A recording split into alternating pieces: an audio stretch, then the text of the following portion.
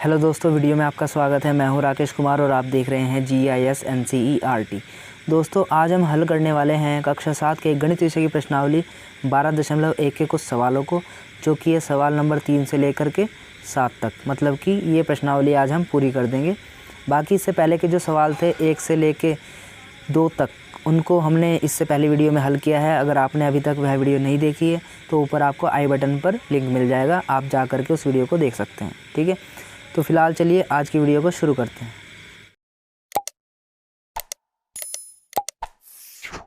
ये देखिए, प्रश्नावली का तीसरा क्वेश्चन है, निम्नलिखित व्यंजकों में पदों के संख्यात्मक गुणांकों जो अचर ना हो की पहचान कीजिए। यहाँ पर हमारे सामने हमें व्यंजक दे दिए गए हैं। इन व्यंजकों में हमें क्या करना है, संख्यात्मक गुणांकों की पहचान करनी है, यानी कि जो नंबर है, गुणांक है, जो अचर ना हो। जो अचर ना हो इसका मतलब जो खाली इस तरीके से नंबर ना हो, जैसा कि आप यहाँ पे देख सकते हैं, ऐसे ना हो, खाली अचर ना हो, चर के साथ में जुड़ा हुआ हो। जैसे यहाँ पर 3t² आप देख सकते हैं, यानी कि चर के साथ में जुड़ा हुआ हो, और वह हमें संख्यात्मक गुणांक बताना है इन सभी पदों के अंदर। ठीक है, तो चलिए इसका आंसर देखते हैं। ये देखिए, तीसरे क्वेश्चन का आंसर है। इसको आपको टेबल के रूप में करना है तो ज़्यादा आसान रहेगा, आप या फिर इसको बिना टेबल के भी कर सकते हो, टेबल से ज़्यादा आसान रहेगा। तो यहाँ पर देखिए, पहला जो इसका पॉइंट है 5 - 3t², ये हो गया, ये व्यंजक है हमारे पास। एक तो व्यंजक का कॉलम बनेगा ऐसे, एक पद का कॉलम बनेगा और एक संख्यात्मक गुणांक का कॉलम बनेगा। 3 कॉलम आपको बना देने हैं, एक टेबल बना देनी है। ठीक है, अब पहले पॉइंट में देखिए 5 - 3t² है। यहाँ पे जो हम पद लेंगे, पद हमें ऐसा लेना है जो अचर ना हो, मतलब कि जो अचर ना हो मतलब यानी कि जो चर हो, जिसके साथ चर जुड़ा हुआ हो। चर का मतलब A से लेके Z तक के जो भी ABCD होती है ना, स्मॉल वाली, स्मॉल लेटर, इनको सबको चर हम बोल सकते हैं। तो यहाँ पर देखिए -3t², माइनस के 3 के साथ t² यानी कि चर जुड़ा हुआ है, यानी कि -3t² अचर नहीं है, ये चर वाला पद है। तो चर वाला पद ही हमें अलग कर लेना है। तो ये तो हो गया पद। अब इस चर वाले पद के साथ कौन सी संख्या जुड़ी हुई है, गुणा में, मल्टीप्लाई में कौन सी संख्या है, -3। ठीक है, जैसा कि आप देख सकते हैं यहाँ पर -3 आप देख सकते हैं कि ये t² के साथ गुणा में है, मल्टीप्लाई में है। तो यह इसका संख्यात्मक गुणांक कहलाएगा। ठीक है, यही हमें निकालना था, निकल गया देखो। ठीक, ऐसे ही सेकंड पॉइंट में करना है। देखिए, सेकंड पॉइंट में आप देखेंगे 1 + t + t² + t³। अब यहाँ पर जो 1 है वो तो देखो अचर पद है, इसको तो लेना ही नहीं है। बाकी जो ये t वाले हैं, ये सारे चर पद हैं, तो आप इनको लिख सकते हो। तो 3 पद हैं यहाँ पर, एक तो है t, एक है t² और एक है t³। तो तीनों को हमने ले लिया। अब तीनों में कोई आपको संख्या दिख रही है साथ में?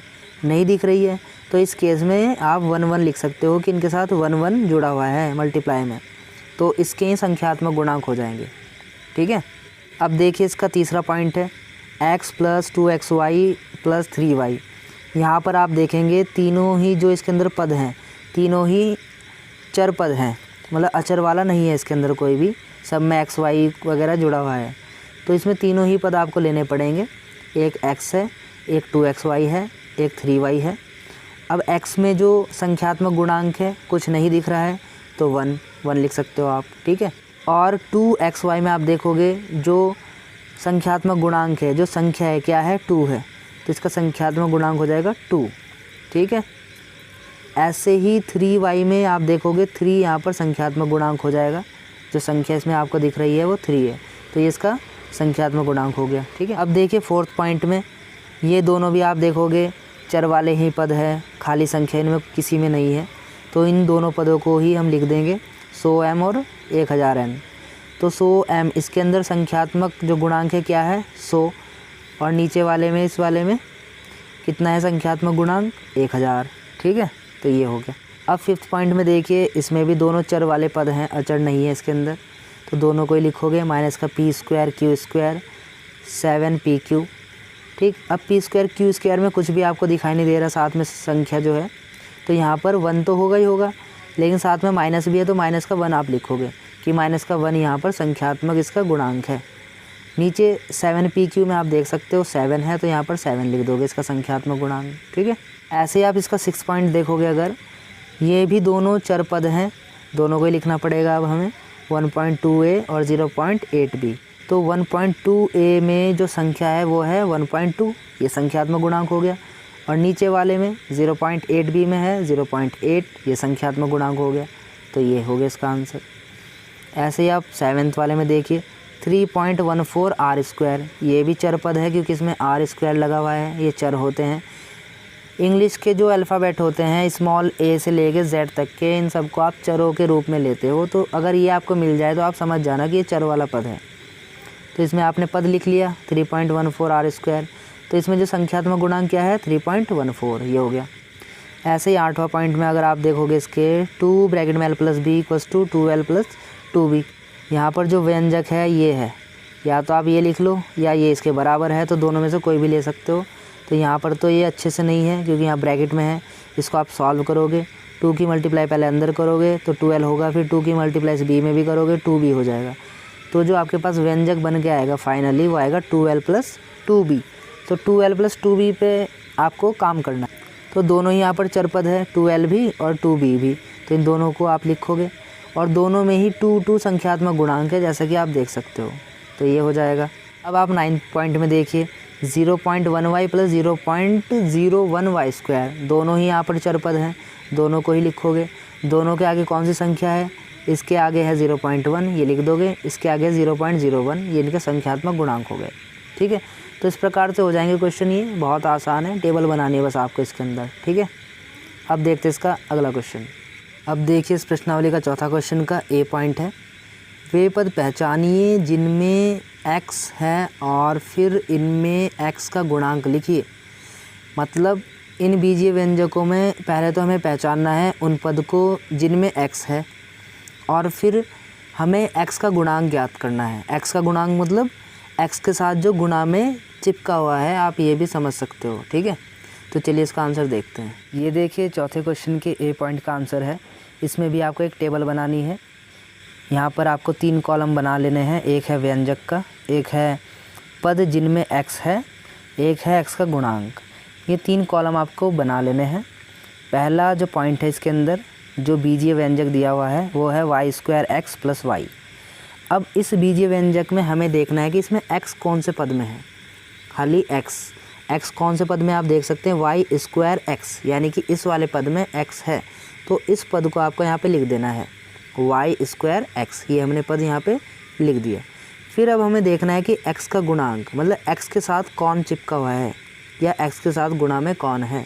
तो यहाँ पे आप देख सकते हैं y स्क्वायर x के साथ है यहाँ पर, है ना। तो यही y स्क्वायर आपको यहाँ पे लिखना है, यही इसका क्या कहलाएगा, गुणांक कहलाएगा, कोफिशिएंट कहलाएगा। ठीक है, अब इसका सेकंड पॉइंट देखिए, ये रहा आपके सामने बीजीय व्यंजक 13y स्क्वायर माइनस 8yx। आपको इसमें से वो पद छांटना है जिसमें x हो। तो x किस में है, माइनस 8yx में। इस वाले पद में x है तो इस वाले पद को आप यहाँ पे लिख लोगे। फिर आपको बताना है x का गुणांक, x के साथ गुणा में कौन है। तो आप देख सकते हैं x के साथ गुणा में है माइनस का 8 और y, ये दोनों x के साथ गुणा में है। कौन कौन, एक माइनस का 8 और y, ये दोनों किसके साथ जुड़े हुए हैं, x के साथ। तो माइनस का 8y x का गुणांक कहलाएगा। ठीक है, ऐसे ही आप इसका थर्ड पॉइंट देखिए, x प्लस वाई प्लस 2। यहाँ पर x का पद कौन सा है जिसमें x हो, ये वाला सिर्फ, बाकी तो है ही नहीं x का पद। तो सिर्फ x पहले पद में है तो उसको ही आप लिख दोगे। और फिर हमें बताना है कि इस x का गुणांक क्या है, मतलब इसके साथ गुणा में कौन है। तो जैसा कि आप देख सकते हैं x के साथ कुछ भी नहीं दिख रहा है, तो इस केस में आप इसका गुणांक लिखोगे 1। जब x के साथ कुछ नहीं होता तो समझो उस टाइम पे क्या होता है, गुणा में 1 होता है। क्योंकि इस x को मैं ऐसे भी तो लिख सकता हूँ 1 इंटू एक्स, ठीक है, रहेगा तो x ही। तो जब x के साथ कुछ नहीं दिखाई देगा तो उस केस में 1 लिख देना आपको उसका गुणांक। ठीक है, अब है इसका fourth point 5 plus Z x. यहाँ पर भी आपको x का पद देखना है, तो ये रहा ZX। ठीक है, x के साथ गुणा में क्या है यहाँ पे z, तो ये रहा इसका गुणांक। ऐसे देखिए पांचवा पॉइंट, ये है आपका 1 प्लस एक्स वाई। ये हो गया हमारा बीजीय व्यंजक। इसमें जो आप x के पद देखेंगे 2 पद हैं, एक तो है केवल x वाला, और एक है एक्स वाई। तो ये दो पद एक्स वाले हैं, तो इन दोनों पदों को ही आपको यहाँ पे लिख देना है। एक एक्स वाला है और एक एक्स वाई वाला है। अब जो एक्स वाला है इसमें तो कुछ नहीं दिखाई दे रहा, गुणांक में तो एक हो गया। जो यहाँ पे वाई वाला पद है, एक्स के साथ वाई भी है ना, एक्स वाई, तो एक्स के साथ कौन है यहाँ पर गुणा में, वाई, तो वाई है इसका गुणांक, तो इसको ऐसे लिख दोगे आप। ठीक है। अब देखिए आप इसका छठा पद 12x² + 25, इसमें आप देख सकते हो एक्स वाला पद कौन सा है, ये वाला, इसमें एक्स है, लिख दो इसको। अब एक्स के साथ गुणा में क्या क्या है यहाँ पर, 12 है एक तो, और एक y² है, तो 12y², ये इसका गुणांक हो गया। अब देखिए इसका सातवां पॉइंट 7x + xy²। यहाँ पर x का कौन सा पद है, दोनों ही पद हैं, 7x भी है और xy² भी है, तो दोनों ही पद को आप लिख दो और दोनों में ही गुणांक बता दो। इस वाले में है गुणांक y² और इस वाले में है गुणांक 7। ठीक है, तो इस तरीके से हो जाएगा ये क्वेश्चन भी, बहुत आसान है। अब देखते हैं इसका बी पॉइंट। अब देखिए फोर्थ क्वेश्चन का बी पॉइंट है, वे पद पहचानिए जिनमें y² है और फिर इनमें y² का गुणांक लिखिए। बिल्कुल ऐसा ही क्वेश्चन है जैसा इसका ए पॉइंट था, बस उसमें हम x के पद छांट रहे थे और फिर x का गुणांक देख रहे थे। इसमें हमें y² के पद छांटने हैं, जिसमें y² है, ये वाले पद छांटने हैं और फिर y² के गुणांक बताने हैं। ठीक है, तो बहुत ही आसान है। चलिए इसका आंसर भी देखते हैं। ये देखिए बी पॉइंट का आंसर है, पहला जो हमारे पास पॉइंट है वो है 8 - xy²। ये हमारे पास व्यंजक दे दिया गया है, इसमें हमें वो पद छांटना है जिनमें y² है। ठीक है, बिल्कुल पहले के जैसा ही हमने एक टेबल बना लेनी है इस प्रकार से। इसमें हमें y² वाला पद छांटना है जिसमें y² हो।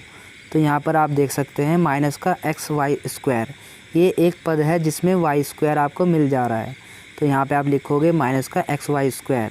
ये वो पद है जिसमें y² है। ठीक है, एक पद 8 है खाली, इसमें कोई y² नहीं है, तो इसको आपको नहीं लिखना है, तो आपको लिखना है सिर्फ माइनस का xy², ये वाला पद, क्योंकि इसमें y² है और हमें चाहिए पद जिनमें y² है। ठीक है, तो ये हमें पद मिल गया है। अब हमें देखना है कि y² का गुणांक क्या है, यानी y² के साथ गुणा में क्या चीज़ है। तो आप देख सकते हो यहाँ पे y² के साथ गुणा में है माइनस का x, तो ये हो गया y² का गुणांक। ठीक है, ऐसे सेकंड पॉइंट में आप देखो 5y² + 7x, तो यहाँ पर y² का पद कौन सा है, ये वाला, इसमें ही तो y² है ना, तो ये हो गया y² वाला पद। अब y² के साथ गुणा में क्या है, 5 है, तो ये y² का गुणांक हो गया। ठीक है, थर्ड पॉइंट में आप देखोगे 2x² y - 15xy² + 7y², ये दे दिया है। इसमें भी जो जो y² वाले पद हैं उनको छांट लो आप। ये देखिए दूसरे वाला जो पद है माइनस का 15xy², इसमें y² है, और एक तीसरा पद है 7y², इसमें y² है। अब इनके आप गुणांक बताओ। यहाँ पर y² के साथ गुणा में क्या है, माइनस के 15x, तो ये इसका गुणांक हो गया y² का।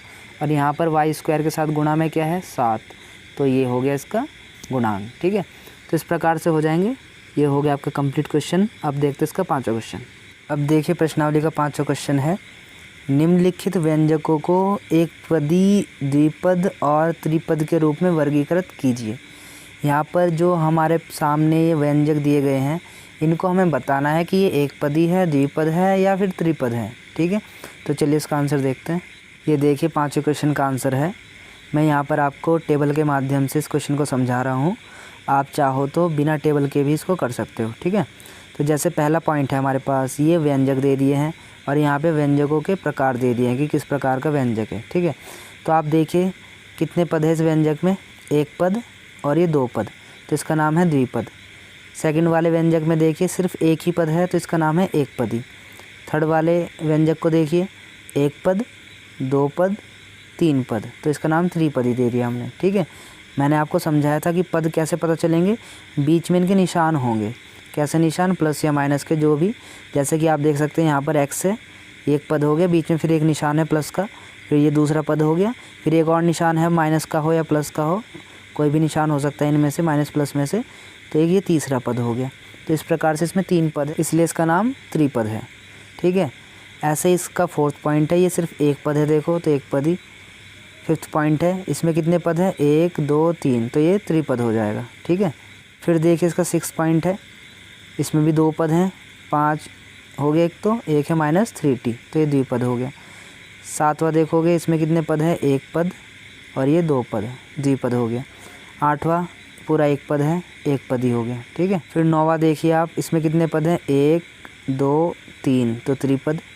10वां एक पद दो पद, द्विपद। 11वां एक पद दो पद, द्विपद। 12वां एक पद दो पद तीन पद, ये त्रिपद हो गया, ठीक है। तो इस प्रकार से होने ही कोई मुश्किल नहीं है, बहुत आसान है ये वाले, ठीक है। तो अब देखते हैं इसका अगला क्वेश्चन। अब देखिए प्रश्नावली का छठा क्वेश्चन है, बताइए कि दिए हुए पदों के युग्म समान पदों के हैं या असमान पदों के हैं। यहाँ पर जो ये जोड़े दिए गए हैं इन्हें देख के बताना है कि ये समान पद है या असमान पद है, ठीक है। तो चलिए इसका आंसर देखते हैं। ये देखिए छठे क्वेश्चन का आंसर है। यहाँ पर भी हम एक टेबल बना लेते हैं, आपकी इच्छा है बिना टेबल के भी आप इसको कर सकते हो, ठीक है। तो हमने दो कॉलम बनाए हैं, एक है पदों के युग्म, एक है समान या असमान पद। तो फर्स्ट पॉइंट है, ये जोड़ा था फर्स्ट पॉइंट में 1,100। तो ये जो पद है, दोनों पद हैं यहाँ पे, एक है 1 है 100, ये दो पद हैं यहाँ पर। तो ये दोनों पद समान है या असमान है, तो इसका उत्तर है समान पद हैं। समान क्यों है, देखो ये भी एक संख्या है और ये भी एक संख्या है और दोनों ही अचर हैं, इसलिए समान पद है, ठीक है। सेकंड पॉइंट में आप देखोगे -7x और दूसरा पद है 5/2x, ये भी समान पद है। क्यों समान पद है, क्योंकि ये दोनों ही x के पद हैं, ठीक है। दोनों में ही x है, इसलिए ये दोनों समान पद हैं, ठीक। अब देखिए इसका थर्ड पॉइंट है, इसमें आप देखोगे एक तो है -29x, एक है -29y, ये दोनों असमान पद हैं। क्यों, क्योंकि एक है x का पद और एक है y का पद, इसलिए ये दोनों समान पद नहीं है, असमान पद है। फोर्थ पॉइंट में देखिए, एक है 14xy, एक है 42yx, ये दोनों समान पद है क्योंकि दोनों ही xy के पद हैं। 14xy, इसमें भी xy आ रहा है, 42yx, yx हो या xy हो, बात तो एक ही है, तो इसलिए दोनों समान पद हैं ये भी। फिफ्थ पॉइंट देखोगे आप, 4m²p, एक पद तो ये हो गया, दूसरा पद है 4mp², ये दोनों असमान पद हैं। क्यों असमान है, क्योंकि एक तो है 4m²p, इसमें m स्क्वायर में है, जबकि दूसरा जो पद है यह है 4mp², यहाँ पर m² में नहीं है लेकिन p² में है, इसलिए ये अलग हो गए। या तो दोनों ही m²p होते, लेकिन यहाँ पर एक में है m², जबकि दूसरे में m² नहीं है, दूसरे में सिर्फ m है, इसलिए असमान पद है।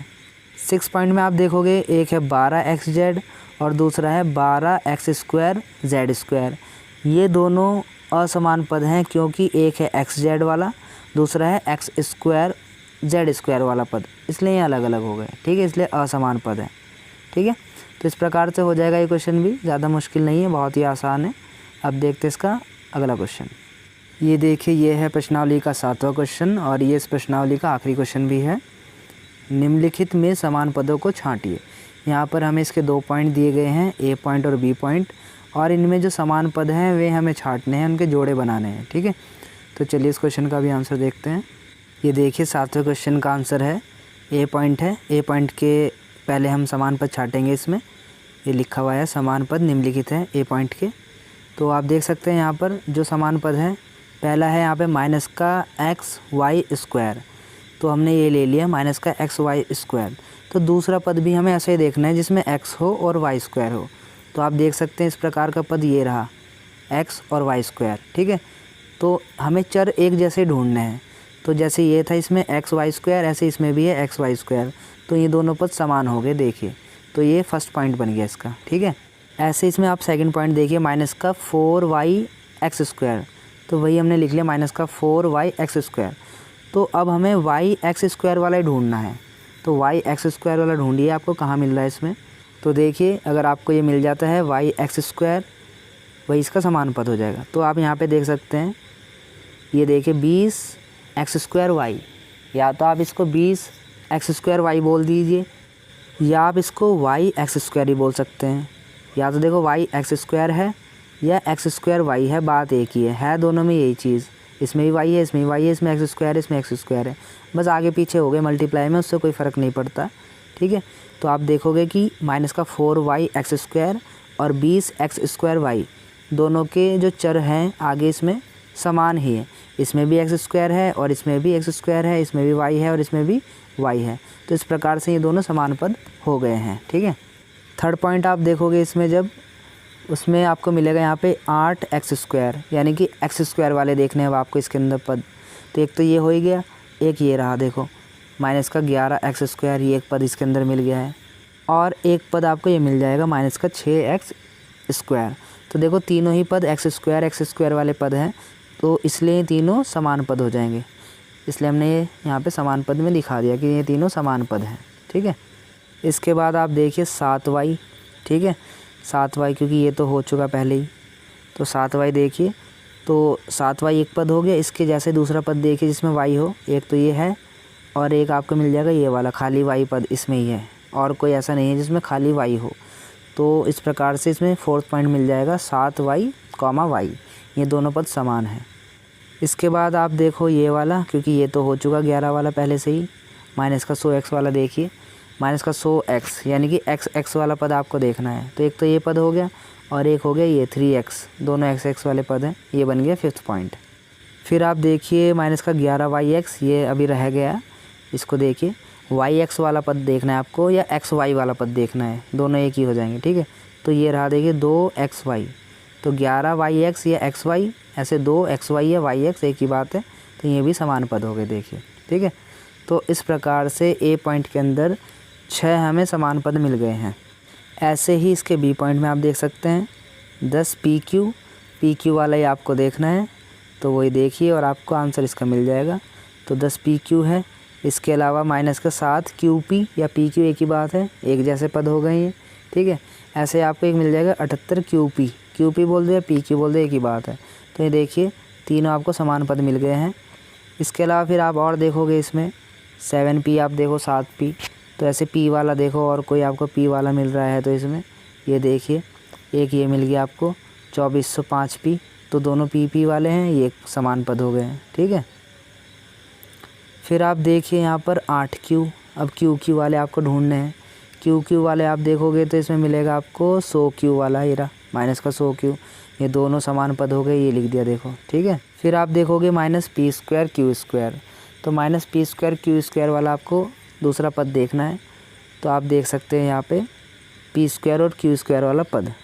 देखो यहाँ पे Q आगे कर दिया, P पीछे कर दिया, लेकिन है तो वही ना P² Q², तो ये दोनों यहाँ पर समान पद हो गए, ये आप देख सकते हैं। इसके बाद आप देखें यहाँ पर माइनस का 23 है। ठीक है।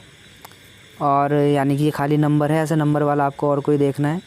तो यहाँ पर आप देख सकते हैं माइनस का 41, ये भी एक अकेला नंबर है, इसके साथ कुछ भी नहीं है, तो ये दोनों समान पद हो गए। यहाँ पर माइनस के 12 लिखा है, ये मिसप्रिंट हो सकता है, आप अपने आंसर से मैच करा लेना। माइनस के 12 है यहाँ पर या माइनस के 23 है दोनों लेकिन नंबर ही, इसलिए समान पद हो गए। ठीक है। इसके अलावा आप और भी देख सकते हैं इसमें, ये देखिए अब 13 P² Q, तो P² Q वाला ढूंढना है, तो आप यहाँ पे देख सकते हैं इसके साथ में ही मिल जाएगा आपको QP², इसको आप P² Q भी बोल सकते हो, तो ये दोनों भी समान है। ठीक है। तो ये देखिए इसका, ये दोनों पद भी आपस में समान हो गए। तो दोस्तों इस प्रकार से आपको क्वेश्चन करने हैं और ये आपकी प्रश्नावली हो चुकी है पूरी तरीके से कंप्लीट। अगर आपको यह वीडियो अच्छी लगी है तो प्लीज़ वीडियो को लाइक कर देना, शेयर करना अपने दोस्तों में, कमेंट करना, बताना आपको कौन सा हिस्सा वीडियो का ज़्यादा पसंद आया है, कौन सा क्वेश्चन आपको बहुत अच्छे से समझ आया है। ठीक है। और हाँ, अगर आप इस चैनल पर नए हो तो प्लीज़ चैनल को सब्सक्राइब कर लेना, क्योंकि मैं आने वाले समय में भी आपके लिए ऐसी ही एजुकेशनल वीडियो लेकर के आता रहूँगा। और अगर आप मुझे चाहते हो इंस्टाग्राम पे फॉलो करना, नीचे आपको आईडी मिल जाएगी, इंस्टाग्राम पे भी आप मुझे फॉलो कर सकते हो। ठीक है। तो दोस्तों मिलते हैं आपसे अगली वीडियो में, तब तक के लिए बाय, टेक केयर, अपना ख्याल रखना। Thanks for watching.